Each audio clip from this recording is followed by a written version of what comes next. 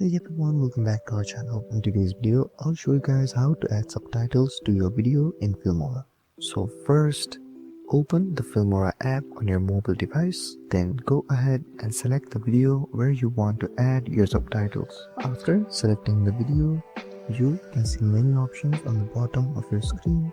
Now, before going any further, I just want to say there are two ways to add subtitles. The first way is to tap on the text option, then you can manually add subtitles to your video, and the second option is to tap on the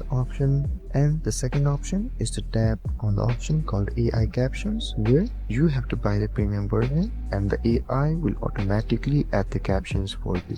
And this is it. Now you guys know how to add subtitles to your video. If this video was helpful, don't forget to like, share and subscribe, and comment down below if there is anything else I can help you guys with. Thank you so much for watching, and I'll see you guys next time.